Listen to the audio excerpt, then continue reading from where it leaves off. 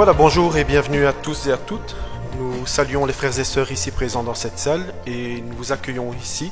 Vous aussi qui nous regardez via le site Média Évangile, sur le site Facebook de l'Église protestante évangélique de Marcinelle, nous vous souhaitons la très cordiale bienvenue.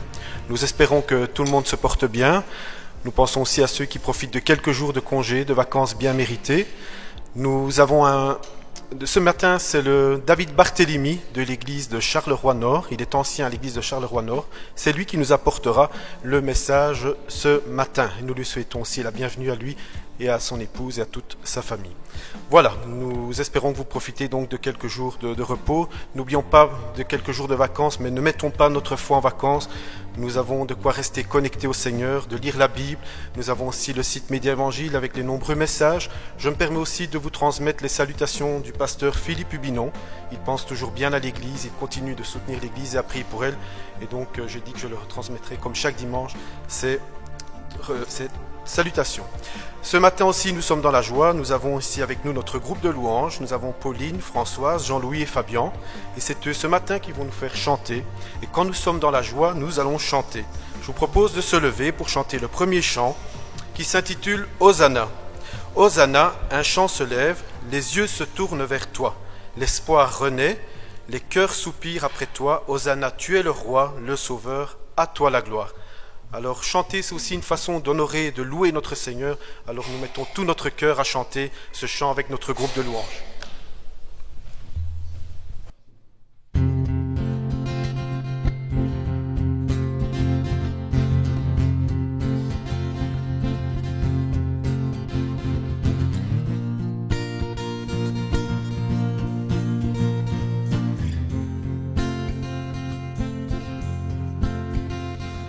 Chant s'élève,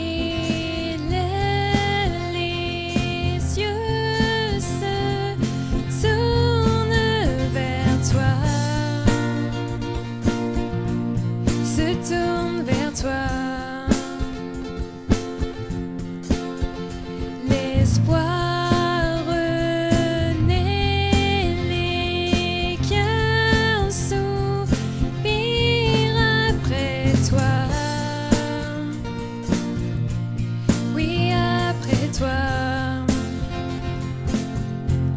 En te voyant, nous retrouvons la force de vivre. Quand nous sommes en ta présence, nos craintes fuient, elles s'enfuient.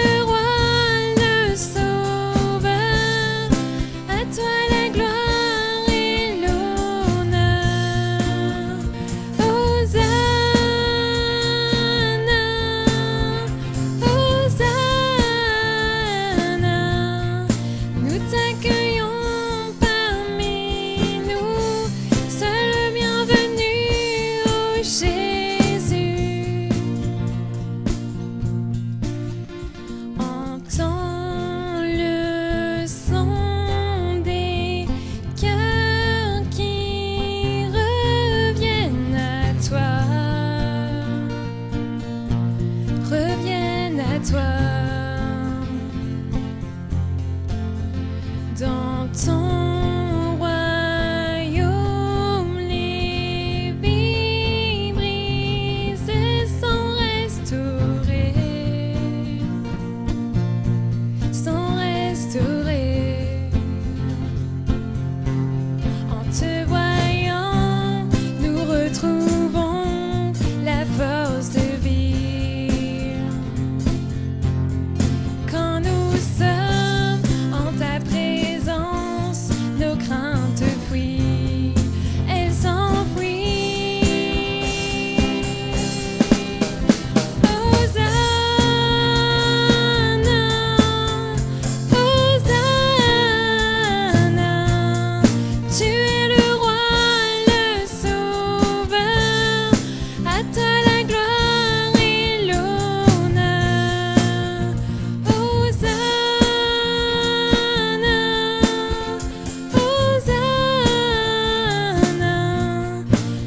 t'accueillons parmi nous, seul bienvenu, ô Jésus.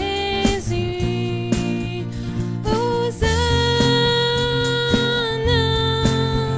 Hosanna, tu es le roi, le sauveur, à toi la gloire et l'honneur. Hosanna, Hosanna, nous t'accueillons parmi nous, sois le bienvenu, ô Jésus.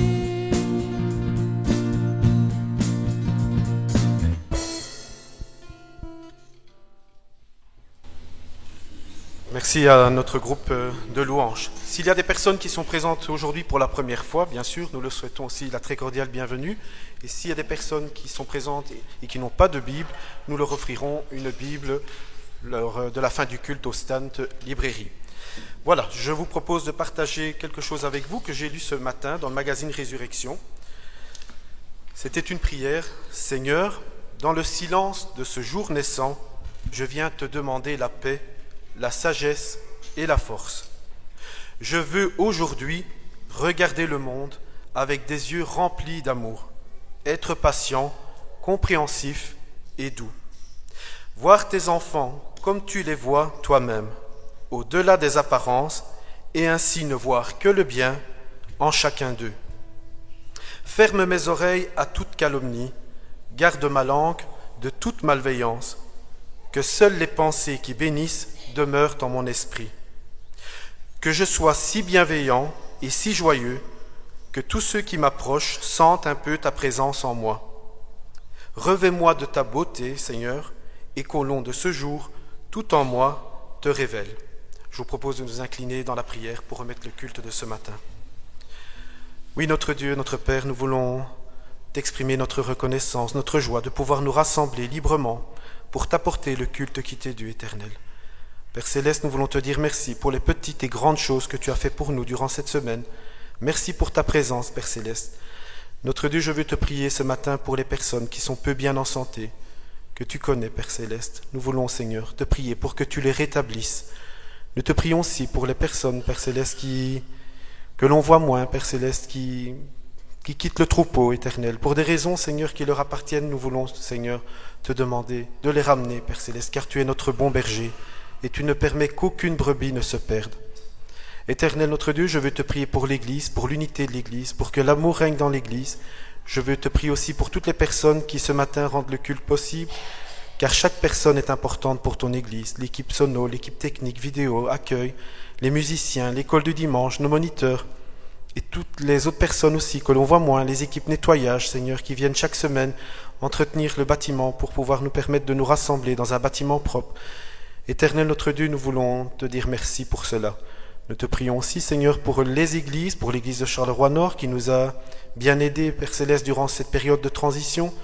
Nous voulons te prier aussi, Seigneur, pour nos enfants, nos ados, nos jeunes, face à ce monde éternel de tentation, que tu les gardes, Seigneur, les yeux rivés vers la croix, Éternel. Notre Dieu, je veux te prier aussi pour les chrétiens persécutés, qui ce matin encore doivent se cacher, Seigneur, sous la peur, sous la contrainte, sous la menace. Nous voulons, Seigneur, te les remettre entre tes mains. Et nous te prions aussi pour toutes les personnes missionnaires qui œuvrent, Seigneur, pour les chrétiens persécutés.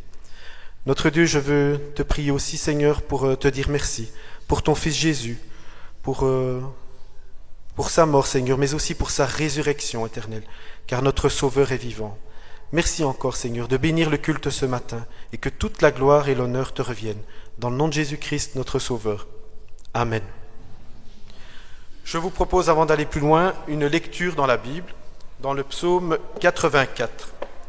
C'est dans l'Ancien Testament, au milieu de la Bible, le psaume 84, et nous lirons à partir du verset 2.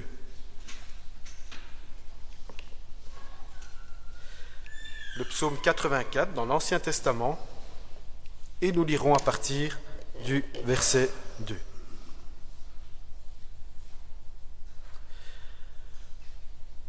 Que tes demeures sont aimables, Éternel des armées. Mon âme soupire et languit après les parvis de l'Éternel. Mon cœur et ma chair poussent des cris vers le Dieu vivant.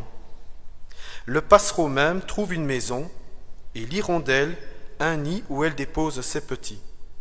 Tes autels éternels des armées, mon roi et mon Dieu. Heureux ceux qui habitent ta maison, ils peuvent te célébrer encore. Heureux ceux qui placent en toi leur appui, ils trouvent dans leur cœur des chemins tout tracés.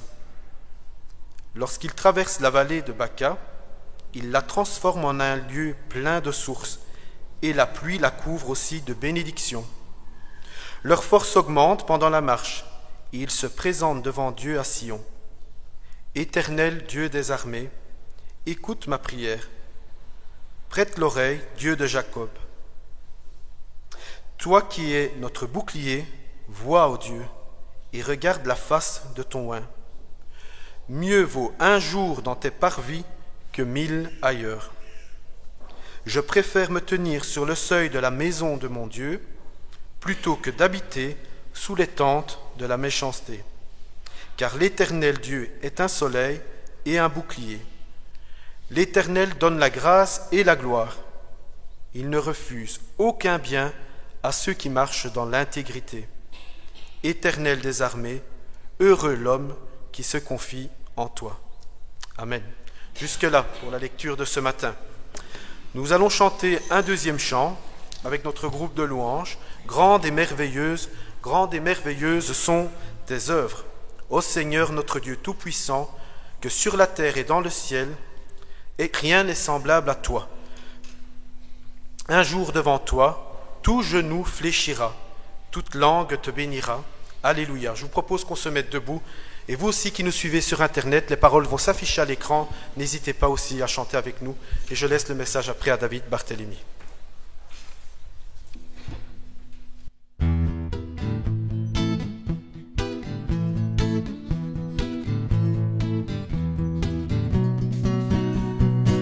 Grandes et merveilleuses sont toutes tes œuvres, ô Seigneur notre Dieu Tout-Puissant.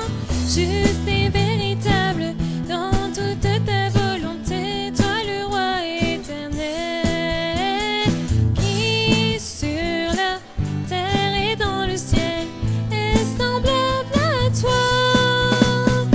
Tu règnes sur tout l'univers, Dieu d'Israël.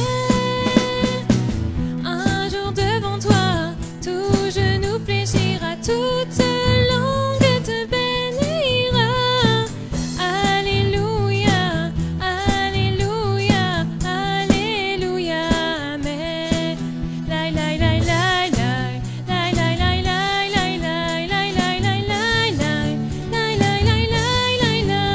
lai lai lai, lai lai lai lai lai lai lai lai lai lai lai. Grandes et merveilleuses sont toutes tes œuvres, ô Seigneur notre Dieu Tout-Puissant. Juste et véritable dans toute ta volonté, toi le roi éternel, qui sur la terre et dans le ciel est semblable à toi. Tu règnes sur tout l'univers, Dieu d'Israël. Un jour devant toi, tout genou fléchira, toute langue te bénira. Alléluia, alléluia, alléluia, amen. Lai lai lai lai lai, lai lai lai lai lai lai lai lai lai lai lai, lai lai lai lai lai lai lai lai lai lai lai, lai lai lai lai lai lai lai lai lai lai lai lai.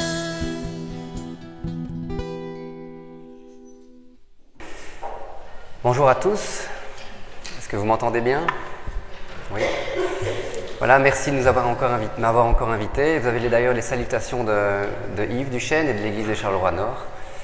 Alors, pour ce matin, avant d'ouvrir le passage, je voudrais vous poser une question.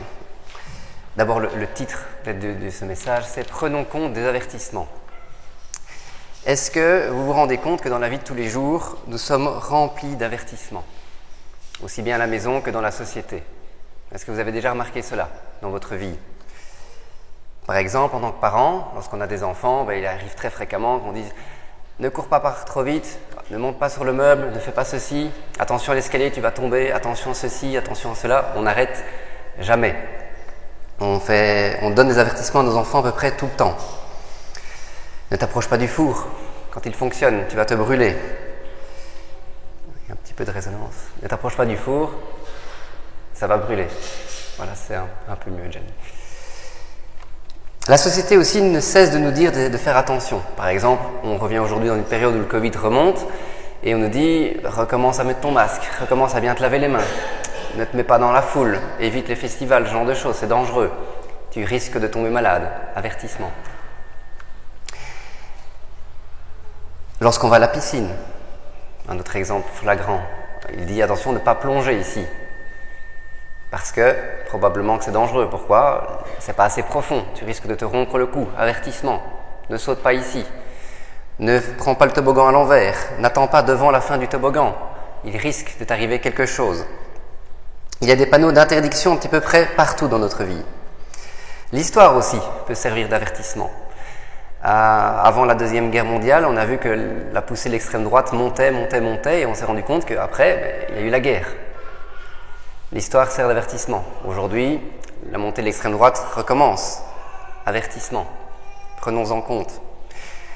Et j'ai envie de dire, pour nous, ce matin, chrétiens, est-ce que nous avons besoin d'avertissement?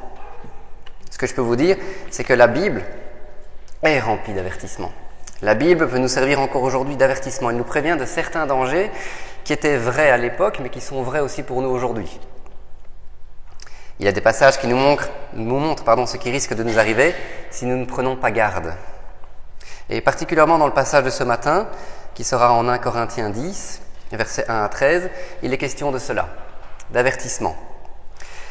Avant de lire le passage, Corinthe, parlons un petit peu de Corinthe, c'était une ville, une des plus grandes villes de Grèce.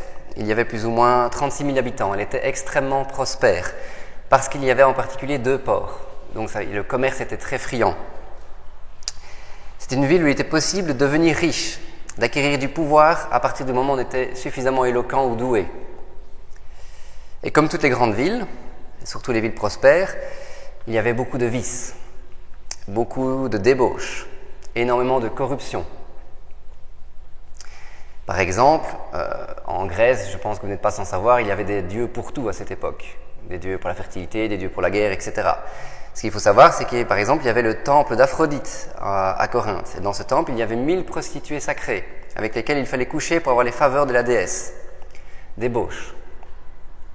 Donc c'est dans ce contexte et dans cette ville que l'histoire se passe ce matin. Et c'est à cette ville, à cette église en particulier, que Paul écrit. Prenons donc le passage de ce matin et, comme je vous ai dit, vous allez vite vous rendre compte que la lecture, le message central du passage de ce matin est un avertissement et rien d'autre. 1 Corinthiens 10, versets 1 à 13. Frères et sœurs, je ne veux pas vous laisser ignorer que nos ancêtres ont tous été sous la nuée et qu'ils ont tous passé à travers la mer. Ils ont tous été baptisés en Moïse dans la nuée et dans la mer. Ils ont tous mangé la même nourriture spirituelle et ils ont tous bu la même boisson spirituelle. En effet, ils buvaient à un rocher spirituel qui les accompagnait et ce rocher était Christ. Mais la plupart d'entre eux n'ont pas été approuvés par Dieu puisqu'ils sont morts dans le désert. Or, ces faits sont arrivés pour nous servir d'exemple afin que nous n'ayons pas de mauvais désirs comme eux en ont eu. Ne devenez pas idolâtres comme certains d'entre eux. En effet, il est écrit « Le peuple s'assit pour manger et pour boire » puis ils se levèrent pour s'amuser. Ne nous livrons pas non plus à l'immoralité sexuelle comme certains d'entre eux l'ont fait, de sorte que 23 000 sont tombés en un seul jour. Ne provoquons pas Christ comme certains d'entre eux l'ont fait, si bien qu'ils sont morts victimes des serpents.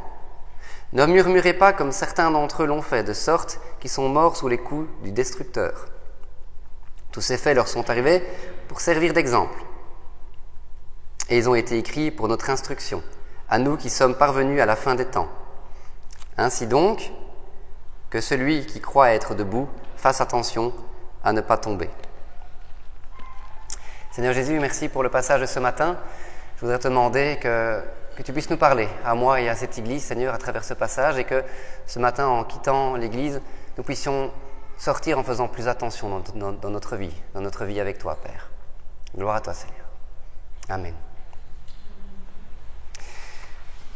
La première chose que nous pourrions nous dire en lisant ce passage, ou nous pourrions remarquer principalement, c'est le ton de Paul. Comme je vous ai donné le contexte, on parle d'immoralité, de corruption. On voit que les chrétiens vivaient dans la débauche, allaient coucher avec des déesses d'Aphrodite, des prostituées d'Aphrodite. Paul aurait pu avoir un langage qui est sévère, qui est de réprimande. Or, Paul ici semble rempli d'amour. Il a un ton qui calme. Il parle avec le mot « frère ». Comme je vous l'ai dit, on aurait pu tout à fait comprendre que le ton était différent. Mais ici, il veut faire réfléchir les Corinthiens et les avertir, mais avec amour, afin qu'ils changent de comportement et qu'ils ne tombent pas comme le peuple d'Israël, comme il l'a dit, est tombé dans le désert. En effet, Paul réalise une connexion entre l'histoire du peuple d'Israël dans le désert, qui avait quitté l'Égypte, où ils étaient esclaves. Ils ont quitté cet esclavage, ils ont quitté les idoles d'Égypte, et il réalise ce lien entre le peuple et les Corinthiens à son époque, et pour ce matin, pour nous aussi. Un lien entre le peuple d'Israël et nous aujourd'hui. Il pose une similitude entre le peuple d'Israël dans le désert qui est passé par la nuée, qui est passé sous la mer Rouge, et nous. En effet, le passage à la mer Rouge, ils étaient un peuple esclave poursuivi par les Égyptiens, et une fois passé la mer Rouge, ils se sont retrouvés être un peuple libre en route vers la terre promise, vers la terre d'Israël. Lorsque nous regardons l'expérience du peuple d'Israël dans le désert, nous nous rendons compte que cette expérience est assez similaire à la nôtre. Par la foi en Jésus-Christ, si nous l'avons accepté dans notre vie, nous sommes passés par les eaux du baptême, nous sommes passés d'esclaves du péché à peuple libre en Jésus-Christ.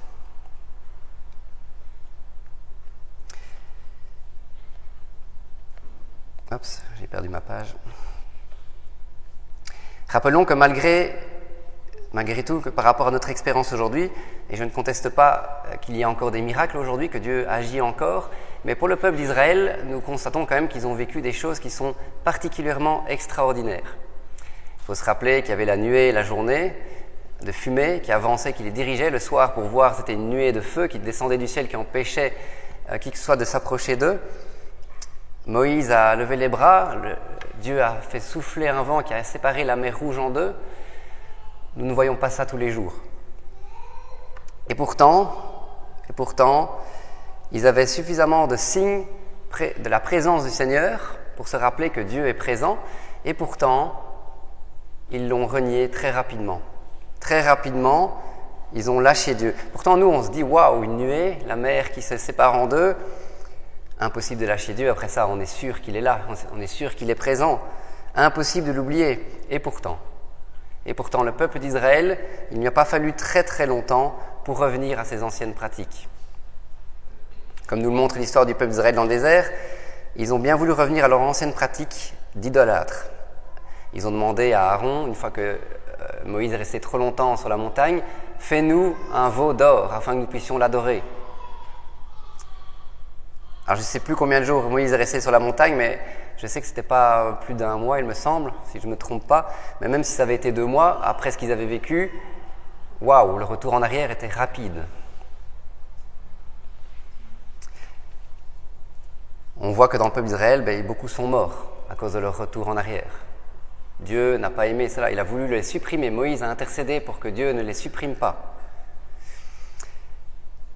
Et ici, à Corinthe, les gens à qui Paul écrit sont des gens qui sont devenus chrétiens, comme nous, qui sont passés par les eaux du baptême. Ils ont partagé le repas du Seigneur. Et que constate-t-on dans cette église?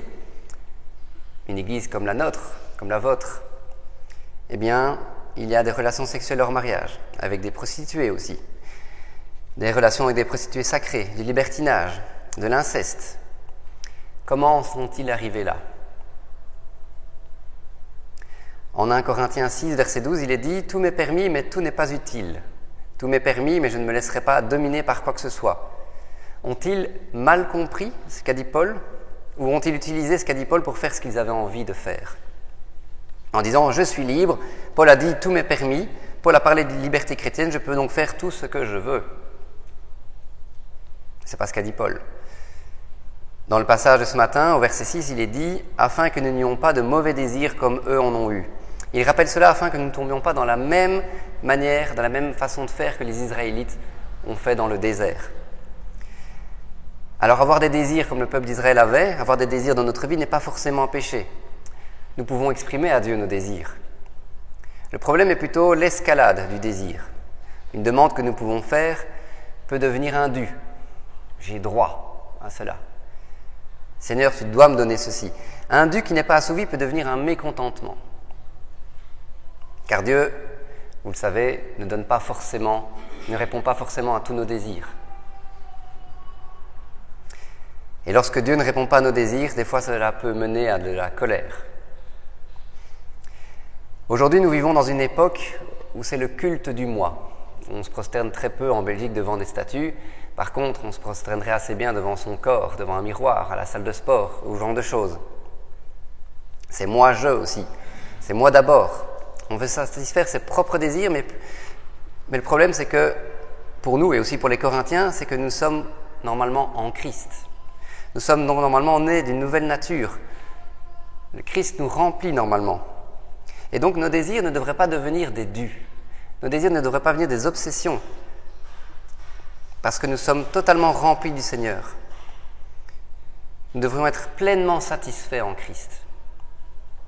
Ce n'est pas facile forcément de se l'approprier, mais nous devrions, lorsque nous avons des désirs qui ne sont pas assouvis, prier et nous rappeler que Jésus-Christ est en nous, que nous n'avons besoin que de lui dans notre vie.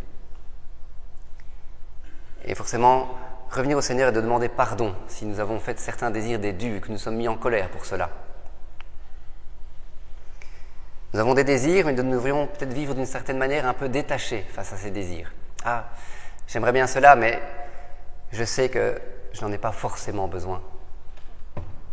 Pas facile, lorsqu'on a vraiment envie de quelque chose.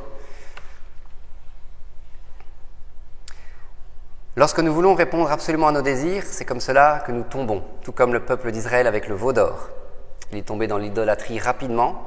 Ils sont vite revenus à leur ancienne façon de faire, parce que c'était plutôt agréable peut-être, ou rassurant. Pour les Corinthiens, pareil. Ils sont vite revenus à leur ancienne façon de faire.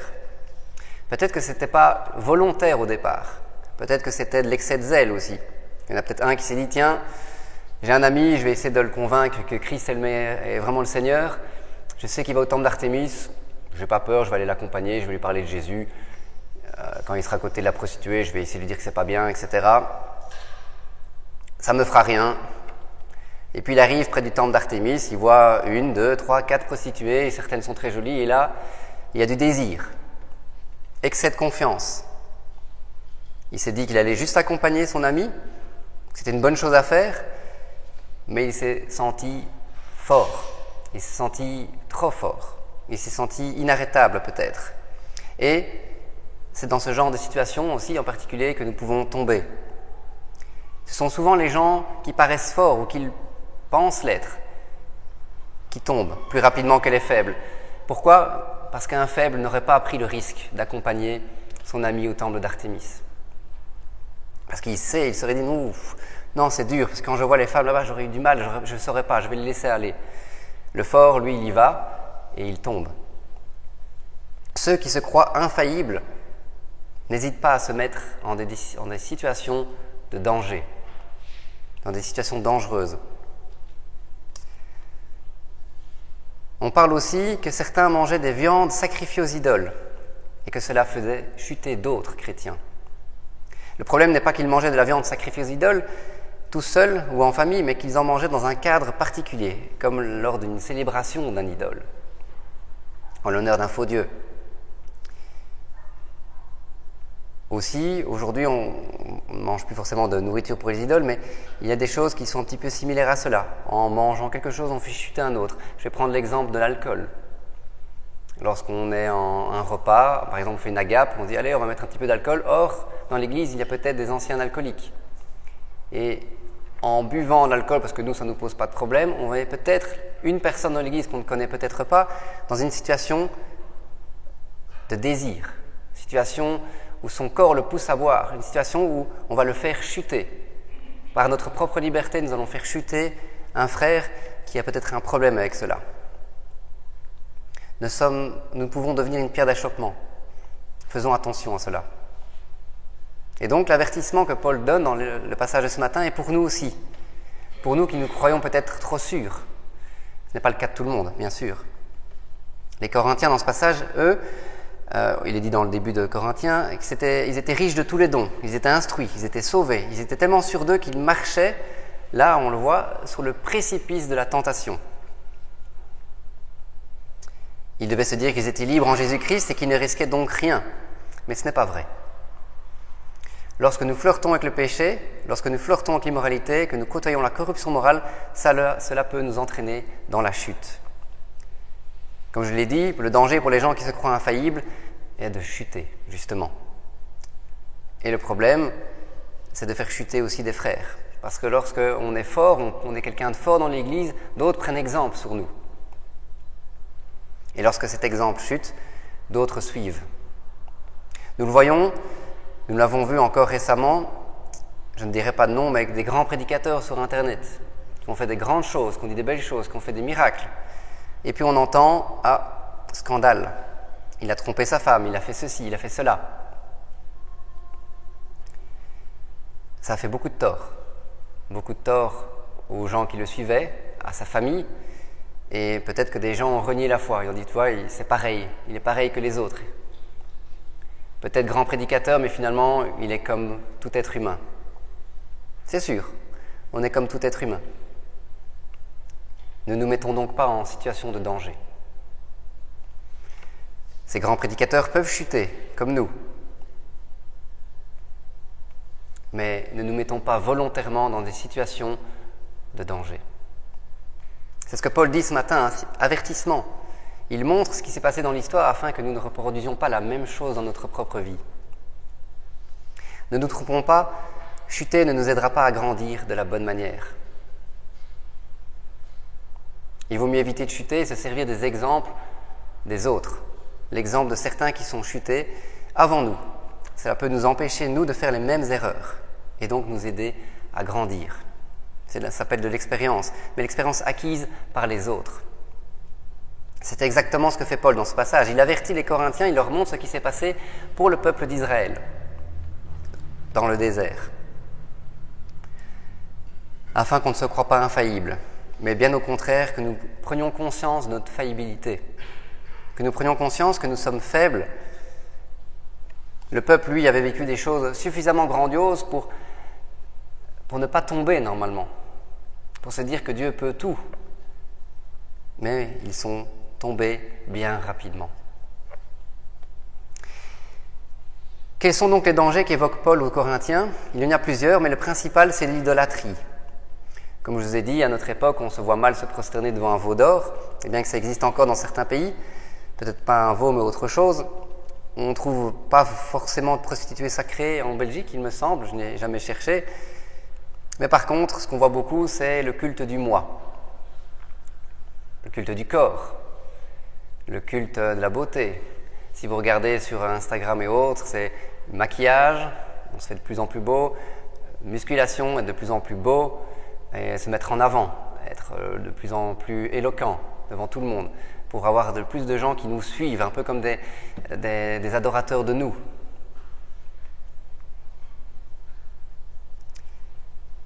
Il y a le culte du moi. Et ça, c'est vraiment énorme durant notre époque, à l'époque actuelle. On veut satisfaire ses propres désirs. On veut devenir plus connu, de plus en plus connu. Je ne m'étalerai pas trop là-dessus, j'en ai déjà parlé tout à l'heure. Autre péché, autre danger, il notait, c'est le fait de murmurer contre Dieu, est aussi un danger.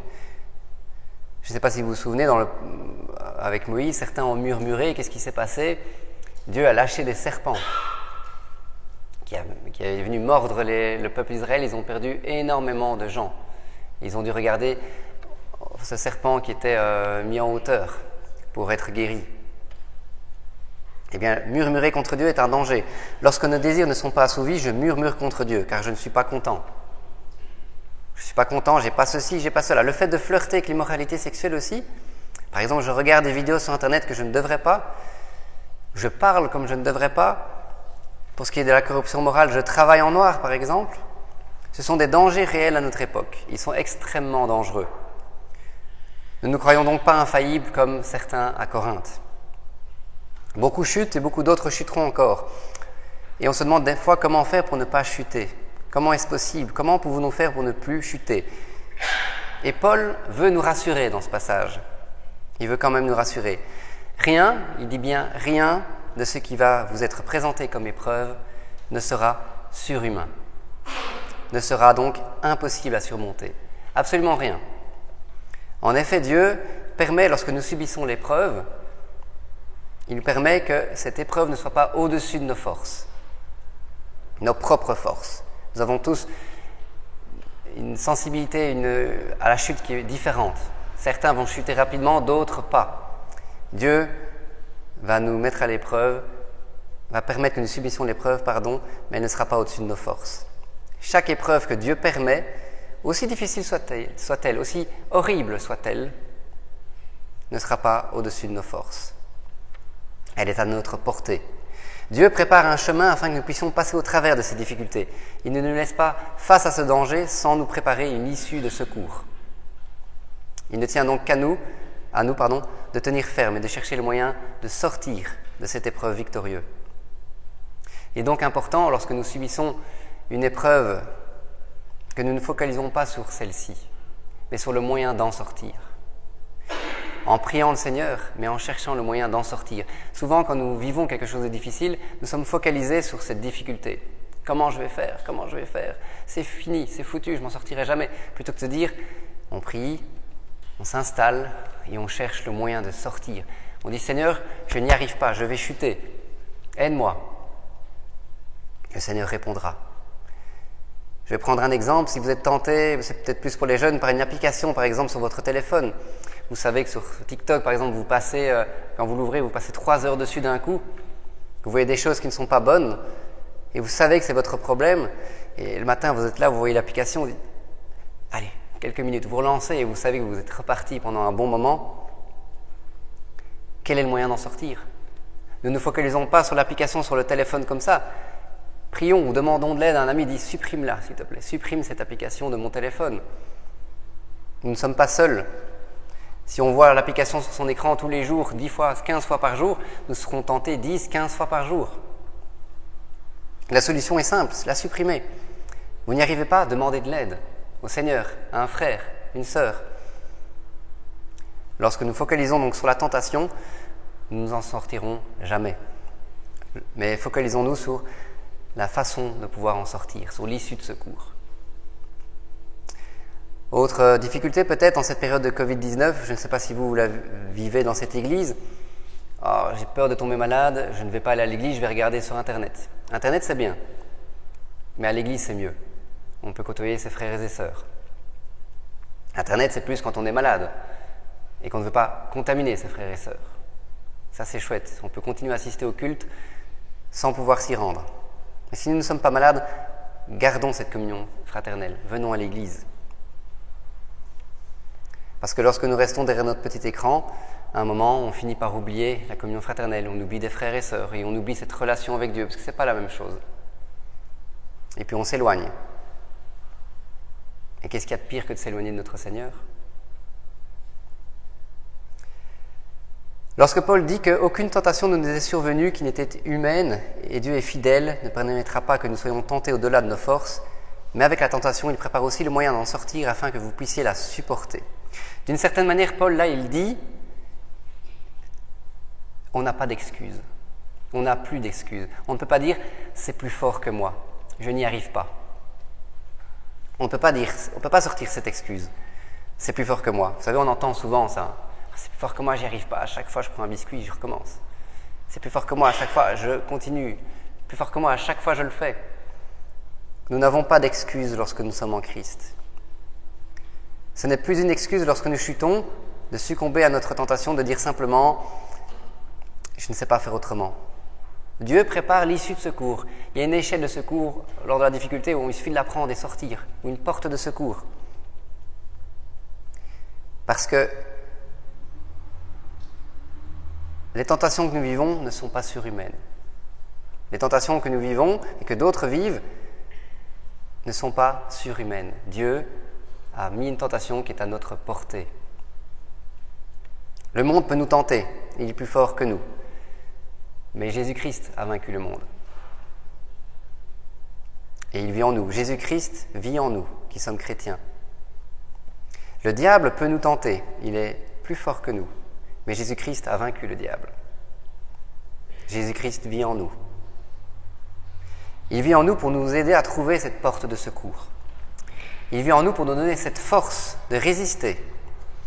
Il nous porte dans ses bras, il nous aide, il nous montre la direction qu'il faut prendre lorsque nous sommes tentés. Lorsque cette tentation nous paraît insupportable, insurmontable, il nous ouvre cette porte de secours. N'oublions pas Jésus-Christ dans notre vie lorsque nous sommes tentés. Lorsque nous sommes tentés et que nous tentons de nous débrouiller seuls, nous chuterons. Paul le rappelle, Jésus-Christ est en nous, à nous qui sommes chrétiens, qui avons donné notre vie à Jésus-Christ. En conclusion, après le passage de ce matin, ce que nous venons de lire et de dire, tout ce que dit Paul dans ce passage est un avertissement. Il explique ce qui se passe au peuple d'Israël dans le désert et nous pouvons constater que le passé n'est malheureusement pas le passé. Nous vivons encore les mêmes choses aujourd'hui, un peu différemment. Comme je l'ai dit, nous ne faisons pas de veau d'or, mais nous avons trouvé d'autres dieux dans notre vie. Tout ce que dit Paul est valable pour nous aujourd'hui. Ce que le peuple a vécu à l'époque, nous le vivons tout autant aujourd'hui. Et donc, ce que le peuple d'Israël a vécu à l'époque doit nous servir d'exemple, doit nous servir d'avertissement. Et ça peut nous empêcher aujourd'hui de faire exactement les mêmes erreurs. Comment donc ne pas faire les mêmes erreurs? Nourrissons-nous de la parole de Dieu. Si nous ne lisons pas la parole de Dieu, nous ne saurons pas trouver les avertissements que Dieu nous donne. Si nous ne lisons pas la parole de Dieu, nous ne verrons pas comment d'autres sont tombés et nous ne saurons pas prendre exemple de ces chutes pour nous aider à grandir et ne pas chuter. L'Ancien Testament n'est pas seulement un livre historique, bien que l'histoire nous sert d'exemple aussi. L'Ancien Testament nous apprend les erreurs qui ont été commises et comment Dieu a agi. Heureusement, Dieu n'agit plus de la même manière aujourd'hui dans le Nouveau Testament. Sinon, nous serions probablement déjà morts. Dieu nous a donné Jésus-Christ, qui nous donne cette vie éternelle. Mais combien nous attristons le Saint-Esprit lorsque nous chutons, à chaque fois que nous ne prenons pas exemple, que nous rechutons de nouveau, que nous ne prenons pas garde des avertissements et que nous chutons encore. Lorsque nous lisons l'Ancien Testament, on voit comment Dieu a puni, comment Dieu a libéré, et donc on comprend aussi comment est le caractère de notre Dieu. Dieu ne supporte pas le péché. Dieu ne supporte pas les murmures. Ce qu'il aime, c'est que nous nous tournions vers lui. Même lorsque nous chutons, il aime que nous nous tournions vers lui, que nous demandions pardon et que nous essayons de vivre avec lui, que nous essayons d'être remplis du Saint-Esprit, que nous essayons d'être complètement satisfaits en Jésus-Christ. Nous pourrions donc voir la Bible un peu comme un code de la route biblique. Lorsque nous connaissons le code de la route et que nous voulons l'appliquer, et que nous faisons attention à l'appliquer correctement, nous risquons peu d'accidents. Je dis peu parce qu'il y a toujours des gens qui peuvent nous rentrer dedans alors que nous respectons tout, mais nous risquons peu d'accidents. Lorsque nous ne le respectons pas, priorité de droite, on y va, on ne regarde même pas à fond, nous risquons de tomber. Bon, l'accident ici. Nous risquons même plus, nous sommes à peu près sûrs de tomber. Par contre, lorsque nous prenons compte du code de la route, très peu d'accidents, voire pas. Appliquons cela dans notre vie, connaissons la parole de Dieu afin de connaître les risques, afin de connaître les avertissements que Dieu met dans nos vies. Les avertissements que Dieu a donnés au peuple d'Israël, aux disciples aussi. Je prends vite un dernier exemple, je sais que c'est la conclusion. C'est l'apôtre Jean, si je me souviens bien, parce que je confonds des fois l'un ou l'autre, l'apôtre Jean qui dit « Non, moi, Seigneur, je ne te renierai pas. » Quelques heures avant, « Non, je ne te renierai pas. » Et quelques heures après, à peine, on n'a pas le nombre d'heures, mais ça tombe, c'est même moins, il le renie 3 fois. 3 fois, il l'a renié. Il est bien vite tombé. Pourtant, Dieu lui a dit, tu me renieras 3 fois. Non, Seigneur Jésus, jamais. 3 fois à peine quelques heures après. Appliquons donc cela dans notre vie, à connaître la parole de Dieu, à connaître les risques, à connaître les avertissements, à connaître les chutes du peuple d'Israël, afin que nous prenions exemple, pas afin de juger. C'est vrai que ça m'arrive, quand je vois le peuple d'Israël, je dis « Mais bon sang, tu as vu la mer séparée en deux » et quelques semaines après, tu te tournes, tu vois la manne tous les matins qui te nourrit, tu as un rocher qui fait sortir de l'eau comme ça en plein milieu du désert, et tu tombes. Non, ne faisons pas cela. Je me repens de cela parce que nous aussi, nous tombons fréquemment, peut-être tous les jours, sur des choses faciles, sur des choses bénignes, nous tombons rapidement. Demandons donc de l'aide à notre Seigneur, que nous puissions, sur le trajet vers l'éternité, vers Jésus-Christ, ne pas tomber, ou tomber moins, grâce aux avertissements de la Bible. La Bible nous parle aujourd'hui, elle nous parle toujours. Que Dieu nous parle et nous aide à surmonter nos épreuves. Que Dieu nous bénisse. Je vais prier. Seigneur Jésus, je veux te remercier ce matin pour ces avertissements que tu mets dans la Bible, dans ta Bible, Seigneur, dans ta parole. Ta parole n'est pas que là pour nous fortifier, elle est aussi là pour nous avertir des dangers que nous allons vivre dans notre vie, Seigneur, des dangers que nous vivons déjà actuellement dans notre vie. Que tu puisses, Père, ce matin nous rappeler de cela, que tu puisses nous donner envie, Seigneur, de lire ta parole plus afin de voir les exemples, Seigneur, voir les avertissements, voir ce qui s'est passé afin que nous ne tombions plus. Aide-nous lors de l'épreuve, aide-nous si nous sommes à l'épreuve maintenant, Seigneur, à voir cette porte de sortie, cette porte de secours, Seigneur, et ne pas nous focaliser sur cette épreuve, Seigneur, où nous avons l'impression de couler complètement. Aide-nous à sortir de cette épreuve grâce à toi, Seigneur, uniquement grâce à toi. Ne nous tournons pas vers nos propres forces, mais vers toi, Père éternel. Je te demande de poser ta main sur chacun d'entre nous ce matin, Seigneur, et que tu puisses parler à nos cœurs, que tu puisses nous aider à prendre ces décisions en sortant, Seigneur, de voir ta parole un peu comme le code de la route, Seigneur, mais que nous voulons appliquer dans notre vie. Nous voulons, Seigneur, nous arrêter à la priorité de droit. Nous voulons faire attention à tout ce que tu nous mets, tout ce que tu mets dans notre vie, Seigneur. À toutes les épreuves que nous vivons, nous voulons y prêter attention en lisant ta parole. Gloire à toi, Seigneur Jésus-Christ. Amen.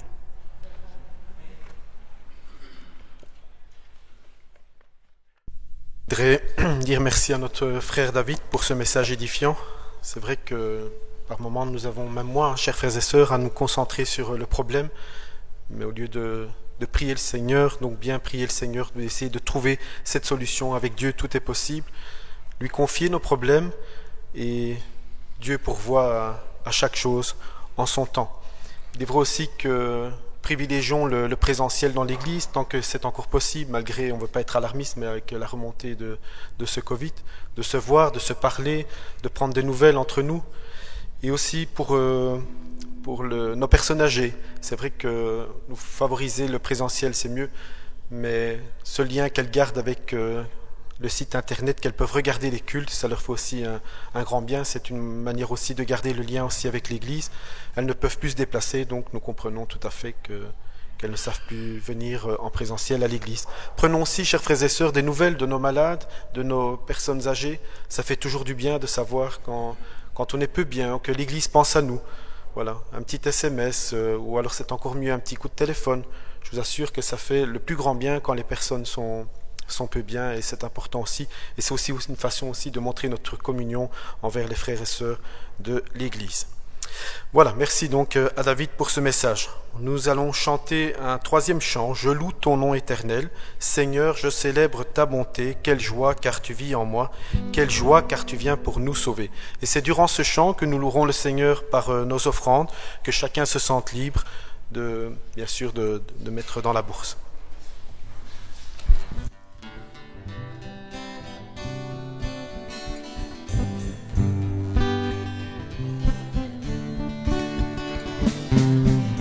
Je loue ton nom éternel. Seigneur, je célèbre ta bonté. Quelle joie tu vis en moi. Quelle joie tu viens pour nous sauver. Tu viens du ciel sur la terre, montrer la voie de la terre à la croix. Payer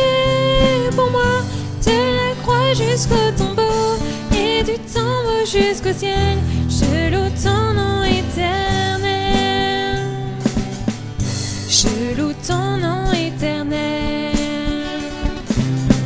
Seigneur, je célèbre ta bonté. Quelle joie tu vis en moi. Quelle joie tu viens pour nous sauver. Tu viens du ciel sur la terre, montrer la voie de la terre à la croix, payer pour moi de la croix jusqu'au tombeau et du tombeau jusqu'au ciel. Je loue ton nom éternel.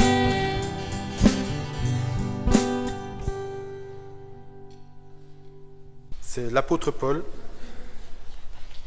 guidé par l'Esprit Saint, qui donne donc ses recommandations à l'église de Corinthe. Car j'ai reçu du Seigneur ce que je vous ai enseigné.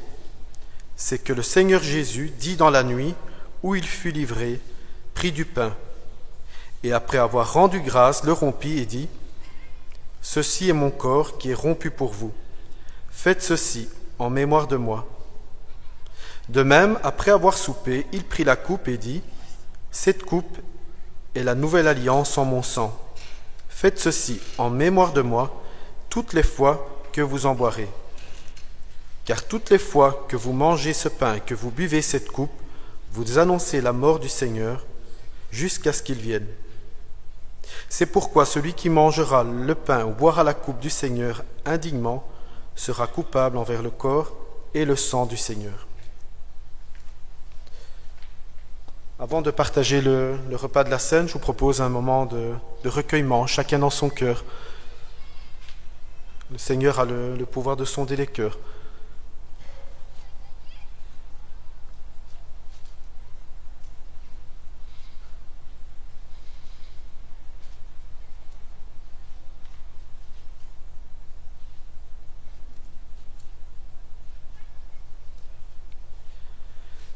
Oui, Seigneur notre Dieu, en prenant ce pain, ce vin, nous voulons nous rappeler le sacrifice de ton corps Jésus, meurtri sur la croix de Golgotha, pour nous sauver du péché.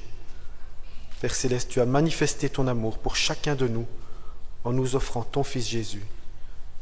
La mort sur la croix, mais aussi sa résurrection, Père Céleste. Merci Seigneur, car nous prions un Dieu vivant.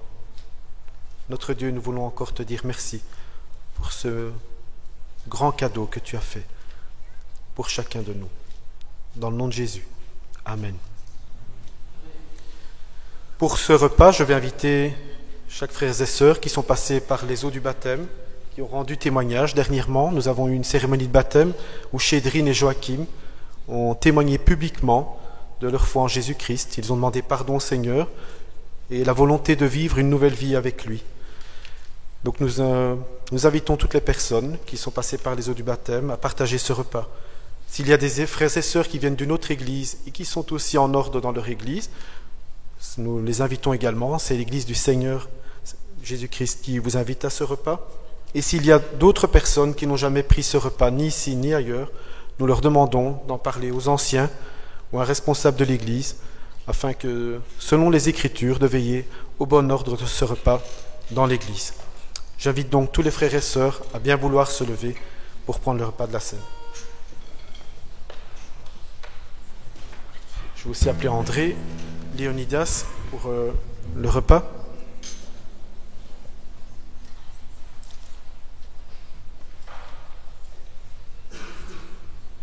Je vais demander à André de prier pour le pain que nous mangerons et à Léonidas de prier pour le vin que nous boirons. Seigneur notre Dieu, ce matin, nous voulons te louer et te bénir parce que c'est par la grâce que nous sommes sauvés, par le moyen de la foi.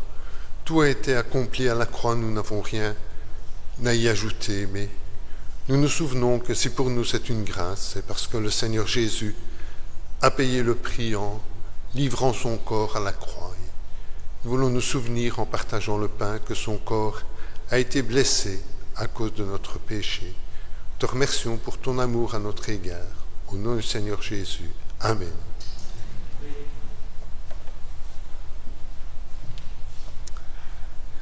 Notre Dieu, Père Céleste, nous te bénissons ce matin, Seigneur. Nous te louons, nous te glorifions, Seigneur, pour l'amour dont tu nous aimes. Merci, Seigneur, parce que tu as manifesté cet amour à la croix de Calvaire en envoyant ton Fils Jésus-Christ pour qu'il verse son sang. Seigneur, ce vin ici, Seigneur, est le symbole de ce sang versé, Seigneur, pour nous sauver, pour que nos péchés soient effacés. Merci notre Dieu, parce que tu nous aimes. Au nom de Jésus. Amen.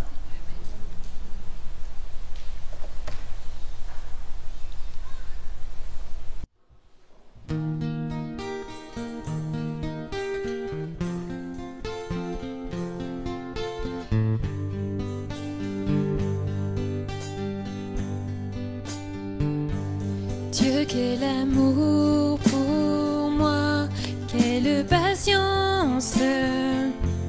Tu as conduit vers toi mon ignorance. Comment pouvais-je alors saisir ce que ton cœur voulait m'offrir?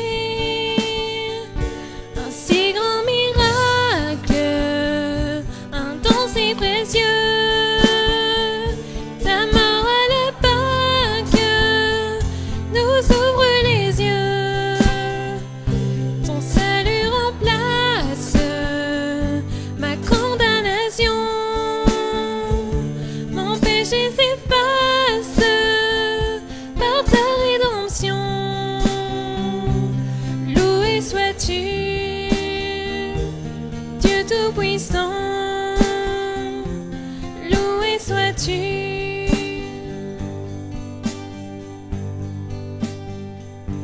Ce don si merveilleux, comment le vivre sans le répandre à ceux que tu veux suivre sur les chemins où ils s'égarent,